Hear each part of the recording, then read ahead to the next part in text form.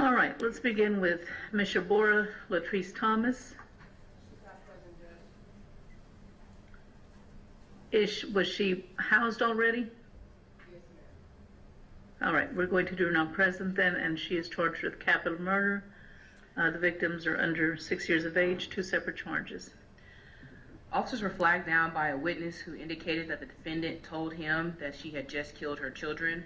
He took her back to the original location and they were able to locate bodies underneath the residence. At that time, they spoke to the witness who indicated that he knew the defendant, that he saw her throwing away useful items, and as he told her that those radios were still good, she indicated to him that she had to move and she needed to move quickly. She asked him if he can help her move, and he agreed because he saw how much items she had to move. As he was helping her move, he noticed that her children weren't around. He asked her about where her children were, and she indicated to him that she had killed them. He thought that she was joking, so he continued to help her move. When they were driving away from the location, he again asked where her children were, and she said, "I told you I killed them." He thought she was kidding, and at that time, she took him to the side of the house to where her children were. He took her back into the car, and they were riding around. He was looking for a police officer and still talking to her about what had happened and the details of the murder. She told him exactly how she killed her kids, and at that time, he flagged down an officer. He brought the officer back to the residence, and they were able to locate the body. At that time, the officer went to go speak to the defendant, and she told them that she picked up her kids from daycare and that she fed them. After she fed them, she ran some bath water in the bathroom. She first called her daughter over and placed her daughter inside of the water. She grabbed her by the head and forced her underneath the water until she stopped moving. After she couldn't move, she wasn't moving and she wasn't breathing, she took the body out of the water and placed her in the bedroom. At that time, she called her son over to get into the water. She also placed him in the water and tried to hold him down by his head.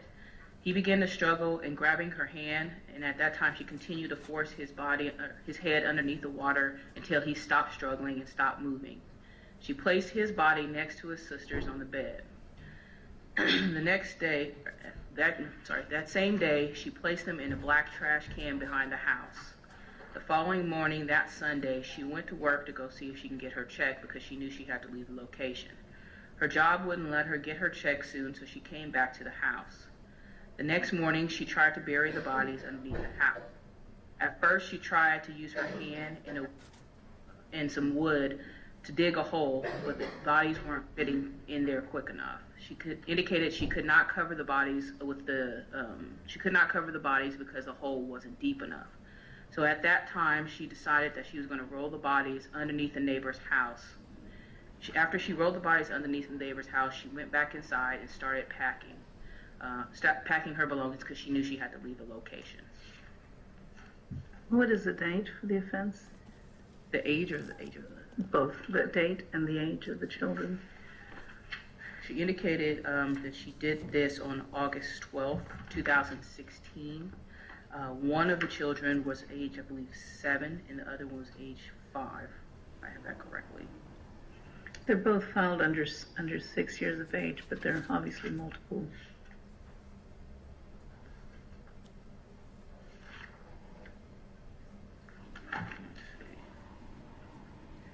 Yes, it looks like one's date of birth was in 2008, which makes them 8, and one date of birth 2010.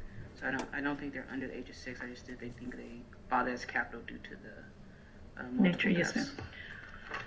And probable cause is found for Ms. Thomas' arrest on both charges. She remains at a no bond, and these cases have been assigned to the 230th District Court to Judge Hart.